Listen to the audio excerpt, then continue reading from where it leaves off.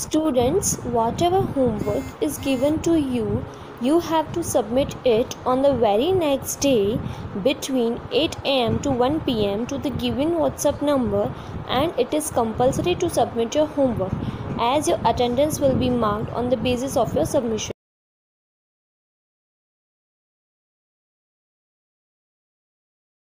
Transfer of charge. So far we have learned about the generation of electric charges by rubbing, conduction and induction. अब हम पढ़ेंगे transfer of charge कैसे होता है। अभी तक हमने पढ़ा कि जनरेशन कैसे होता है इलेक्ट्रिक चार्जेस का, रबिंग द्वारा, कंडक्शन द्वारा और इंडक्शन द्वारा। The charges generated by rubbing are static and can not flow by themselves. जो चार्जेस रबिंग द्वारा जनरेट होते हैं वो स्टैटिक होते हैं, मीन्स वो कहीं भी अपने आप फ्लो नहीं कर सकते। However electric charges can be transferred from a charge object to an uncharge or neutral object by conduction. लेकिन इलेक्ट्रिक चार्जेस और ट्रांसफ़र किए जा सकते हैं चार्ज बॉडी से, चार्ज ऑब्जेक्ट से अनचार्ज ऑब्जेक्ट तक, न्यूट्रल ऑब्जेक्ट तक कंडक्शन के द्वारा। The moving charges constitute electric current. तो मूविंग चार्जेस होते हैं वो इलेक्ट्रिक करंट बनाता है। We have learned about electric current and some of it effects in previous classes. हमने पढ़ा है कि इलेक्ट्रिक करंट क्या होता है और उसके इफ़ेक्ट्स क्या होते हैं, ये प्रीवियस क्लासेस में पढ़ा है। The property of flow of electric charges through conduction is use to detect and measure electric charges on an object using a device called electroscope. जो प्रॉपर्टी है इलेक्ट्रिक चार्जेस की फ़्लो करने की conduction के द्वारा, उसको डिटेक्ट और major करने के लिए इलेक्ट्रिक चार्जेस को एक डिवाइस यूज़ किया जाता है जिसका नाम है electroscope. Different types of electroscopes such as pith ball electroscope and gold leaf electroscope are used to detect and measure charges. Different type के इलेक्ट्रोस्कोप्स होते हैं। एक पिथ बॉल इलेक्ट्रोस्कोप होता है, एक गोल्ड लीफ इलेक्ट्रोस्कोप होता है जो यूज़ किया जाता है डिटेक्ट और मेजर करने के लिए, चार्जेस को मेजर करने के लिए। The gold leaf electroscope. अब हम गोल्ड लीफ इलेक्ट्रोस्कोप के बारे में पढ़ेंगे। A gold leaf electroscope is the most preferred device in science labs to demonstrate the detection of charge. Gold leaf electroscope सबसे ज़्यादा यूज़ किया जाता है साइंस लैब में डेमोन्स्ट्रेट करने के लिए, डिटेक्ट करने के लिए कौन से चार्जेस हैं। It was developed in 1787 by the British physicist Abraham Bennett. ये डेवलप किया है 1787 में ब्रिटिश फिजिस्ट ने, जिसका नाम था Abraham Bennet. It consist of a metallic rod kept vertically and a metallic disc और a sphere connected at one end. ये मेटेलिक रॉड से बना हुआ है जो वर्टिकल है मेटेलिक रॉड, और मेटेलिक डिस्क और स्फीयर है जो वन एंड पे लगा हुआ होता है। Two parallel thin and flexible strips of gold are hung from the bottom of the rod. दो पैरेलल थिन फ्लेक्सिबल स्ट्रिप्स होती हैं गोल्ड की जो टंगी हुई होती हैं रॉड के बॉटम एंड पे। To avoid the effect of air the gold leaves are enclosed in a glass bottle. ये हवा का इफ़ेक्ट अवॉइड करने के लिए, हवा का कोई असर ना हो इसके ऊपर, इसीलिए जो गोल्ड लीव्स हैं उसको एक ग्लास बॉटल में बंद रखा गया है।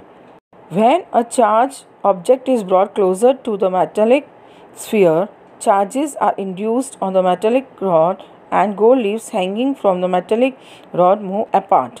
जब भी चार्ज ऑब्जेक्ट लाया जाता है मेटेलिक स्फीयर के पास में, इंड्यूस किया जाता है, तो ये जो गोल्ड लीव्स जो टंगी हुई होती हैं वो एक दूसरे से दूर जाने लगती हैं।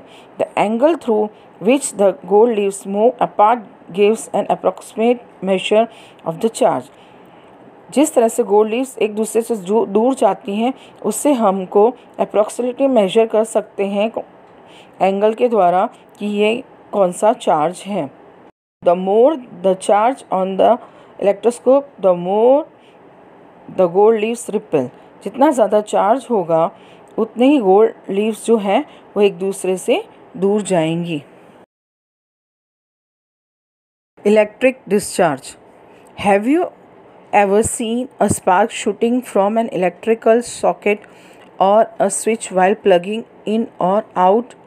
क्या आपने कभी देखा है स्पार्क सॉकेट, इलेक्ट्रिकल सॉकेट से या स्विच से बाहर निकलते हुए जब उसको आप प्लग करते हैं, अंदर डालते हैं, आप प्लग को बाहर निकालते हैं। This happens due to a phenomena called electric discharge. ये इसलिए होता है क्योंकि ये फिनोमिना इलेक्ट्रिक डिस्चार्ज की वजह से होता है। The flow of electric charges through a gas, liquid और a solid is called electric discharge. तो जो फ्लो होता है इलेक्ट्रिक चार्जेस का गैस, लिक्विड और सॉलिड के थ्रू, तो उसको हम बोलते हैं electric discharge. It happens when there is a huge differences in charges between two objects kept in close proximity. ये तब होता है जब बहुत ज़्यादा डिफरेंस होता है चार्जेस में दो ऑब्जेक्ट के बीच में जो एक दूसरे के पास में होते हैं। An electric discharge through a medium brings about some effects depending on the nature of the medium। ये इलेक्ट्रिक डिस्चार्ज मीडियम के द्वारा होता है, कुछ मीडियम के नेचर के ऊपर भी डिपेंड करता है। Electric discharge through gases produces heat and light in the medium. Electric discharge अगर गैसेस में होता है तो हीट और लाइट प्रोड्यूस करता है उस मीडियम में। Lightning, the study of lightning through the famous kite experiment was conducted by Benjamin Franklin to uncover the nature of lightning। जो स्टडी ऑफ लाइटनिंग की गई है फेमस काइट एक्सपेरिमेंट द्वारा किया गया है। बेंजामिन फ्रैंकलिन जो थे उन्होंने ये डिस्कवर किया है कि लाइटनिंग कैसे होती है।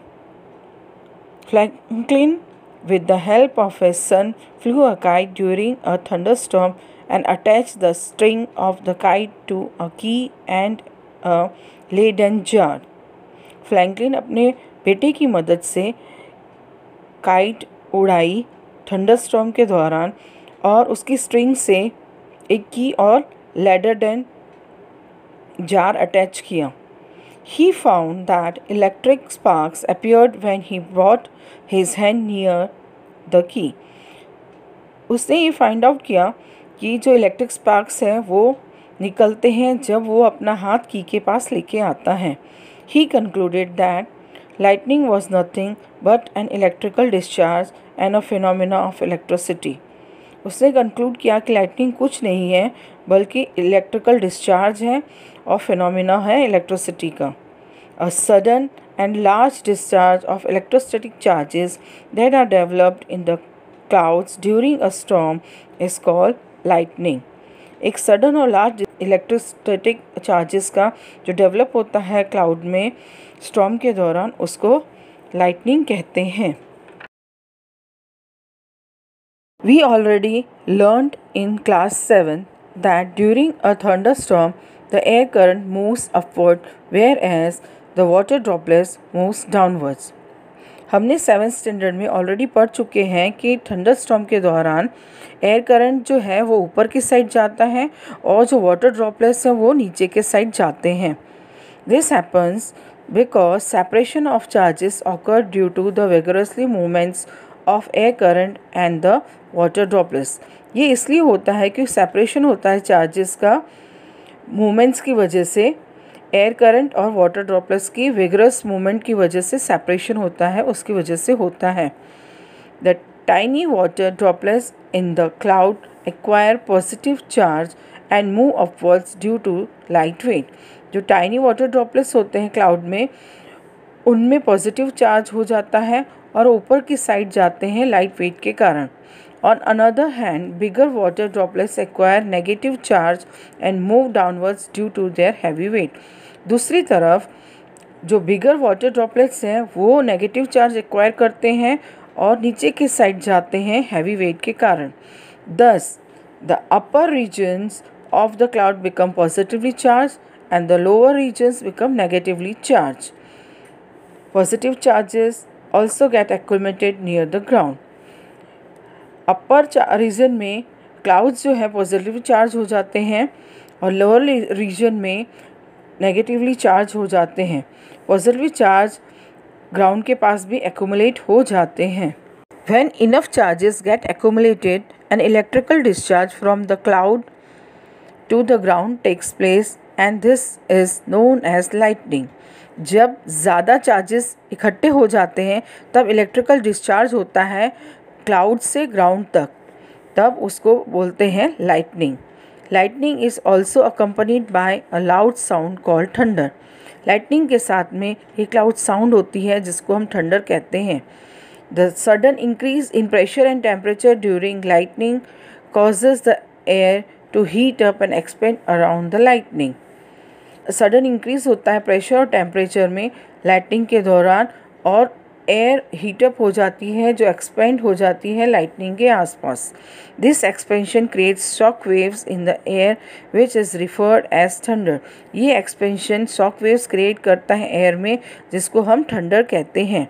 The sound of thunder is heard after some time of lightning. This is because light travels faster than sound.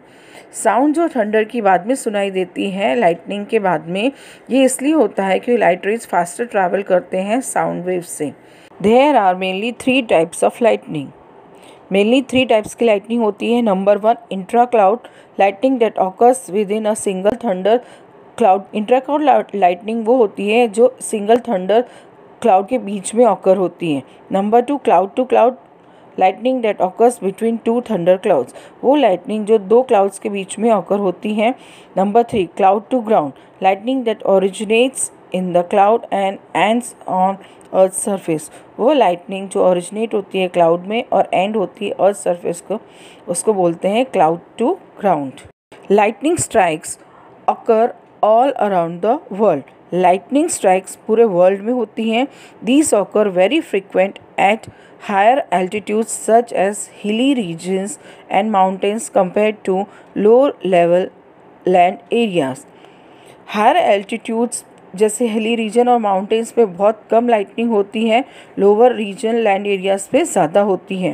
When lightning strikes objects such as trees और building, they may burn due to the intensity heat and large amount of charge। Lightning जब strike होती है trees building पे तो उनको जला भी सकती है ज़्यादा हीट और अमाउंट ऑफ चार्ज ज़्यादा होने के कारण। To prevent this, buildings have lightning conductor fixed on top of them. इससे बचने के लिए बिल्डिंग्स पे लाइटनिंग कंडक्टर फिक्स किए जाते हैं टॉप ऑफ बिल्डिंग पर।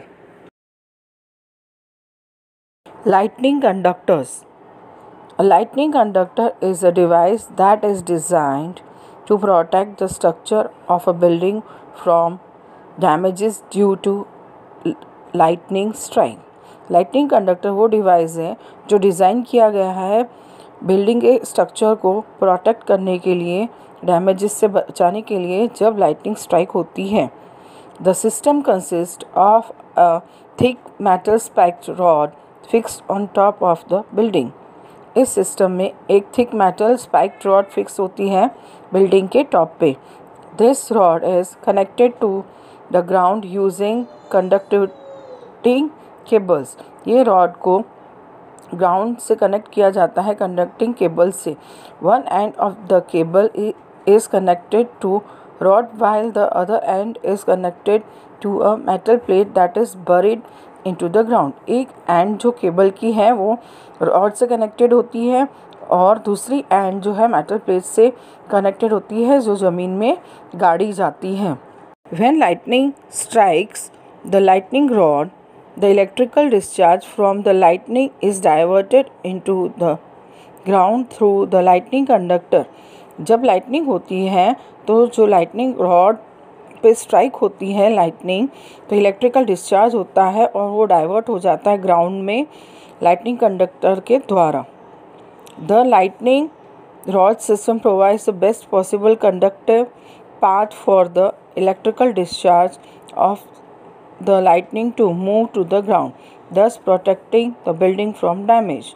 ये जो लाइटनिंग रॉड सिस्टम है वो बेस्ट है, कंडक्टिव पाथ प्रोवाइड करता है इलेक्ट्रिक डिस्चार्ज को जो लाइटनिंग से आता है उसको ग्राउंड तक जाने में, और इस तरह से हम बिल्डिंग को प्रोटेक्ट कर सकते हैं डैमेज से।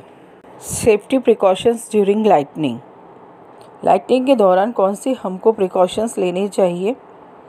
Following precaution should be taken when there is lightning.